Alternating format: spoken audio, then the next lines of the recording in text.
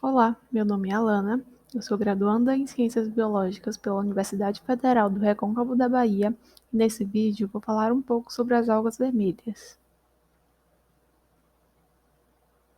As algas vermelhas, ou rodófitas, são encontradas em abundância em águas tropicais, mas elas também podem ser encontradas em regiões frias. Geralmente elas crescem presas às rochas ou a outras algas. Elas apresentam uma estrutura complexa ou multicelular, havendo poucas espécies que são unicelulares. Há cerca de 7.000 espécies de algas vermelhas conhecidas até o presente momento, apesar de algumas ainda estarem com revisões taxonômicas em andamento. Internamente, suas paredes celulares possuem um componente rígido que é formado por microfibrilas e uma matriz mucilaginosa, que é o que torna as algas vermelhas flexíveis e com textura escorregadia.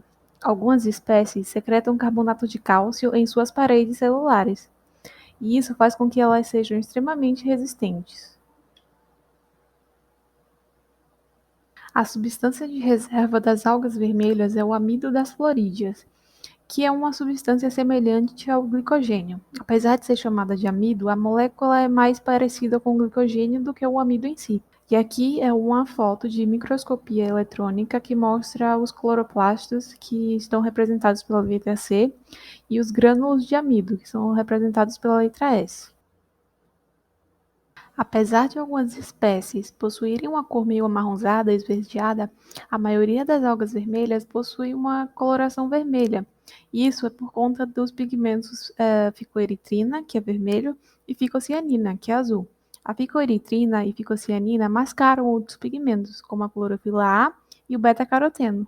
Além disso, a presença do pigmento vermelho é o que faz com que elas realizem a absorção da luz azul em profundidades superiores a 250 metros.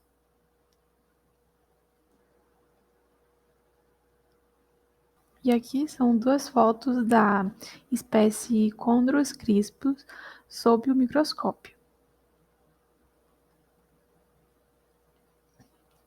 Por não possuírem células flageladas, a reprodução das algas vermelhas é bem característica e única entre os maiores grupos de organismos aquáticos. Elas podem se reproduzir assexuadamente, onde as células vegetativas se dividem e formam os chamados monósporos, que germinarão e formarão um novo indivíduo. Elas também podem se reproduzir de forma sexuada, com seu ciclo de vida apresentando alternância de gerações. O histórico de vida da maioria das algas vermelhas consiste em três fases: um gametófito haploide, uma fase diploide, chamada de carposporófito, e outra fase diploide, chamada de tetrasporófito. Essa imagem aqui, que está presente no livro Biologia Vegetal do Raven, mostra o ciclo de vida da Polisponia. Bom, e aqui a gente tem os gametófitos masculino e feminino, e ambos são haploides, e o gametófito masculino vai produzir o espermatângio, que por sua vez vai liberar os espermáceos.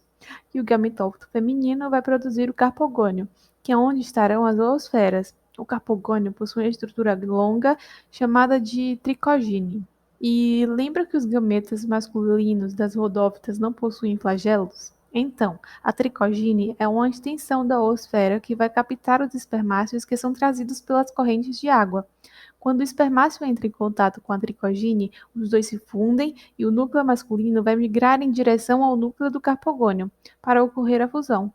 Após a fecundação do espermáceo com a oosfera, vai acontecer a formação do zigoto, que é o indivíduo diploide. Esse zigoto vai se dividir e vai formar o carposporófito, que é essa estrutura em laranja. E esse carposporófito fica protegido por células haploides. Essas células haploides juntas formam o chamado pericarpo. E o carposporófito, juntamente com o pericarpo, formam uma estrutura chamada de cistocarpo.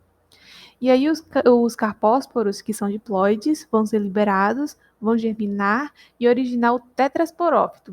Os tetrasporófitos produzem os tetrasporângios, onde acontece a meiose, que vai dar origem a 4 tetrásporos haploides. E após isso, o ciclo se repete. E essas duas imagens aqui são da Polisfonia sob o microscópio, e aquela estrutura mais arredondada é o cistocarpo, indicado na primeira imagem. E aqui são os tetrasporângios, vistos também sob o microscópio. As algas da família Corallinaceae têm um talo rígido por conta do depósito de carbonato de cálcio em suas paredes celulares, como já dito anteriormente, e isso as impedem de servirem de alimento para organismos heterotróficos e também fornecem suporte. Por exemplo, imagine que a alga está situada em uma rocha que frequentemente recebe as ondas violentas do mar. Ela precisa ser resistente para sobreviver aos impactos, não é mesmo? Geralmente essas algas são rosas ou algum outro tom de vermelho. Elas desempenham um papel importante na ecologia dos recifes de corais, formando as crostas rígidas, cimentando os corais e construindo toda a estrutura do recife. Além disso, elas servem de alimento para ouriços do mar e moluscos, e também fornecem microhabitats para muitos outros animais, como os quitões e as lapas. As algas vermelhas têm uma importância econômica considerável. Elas são muito comercializadas e consumidas como vegetais no Oriente. Por exemplo, a espécie Chondrus crispus produz uma substância chamada de carragenana, que é utilizada na preparação de laxantes, cosméticos e até mesmo de leite achocolatado.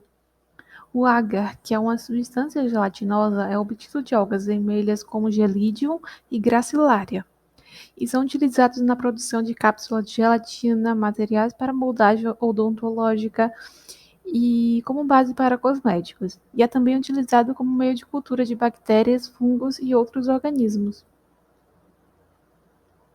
A espécie Palmaria palmata é um petisco popular na Europa e na Islândia tem sido uma fonte importante de fibra por muitos séculos.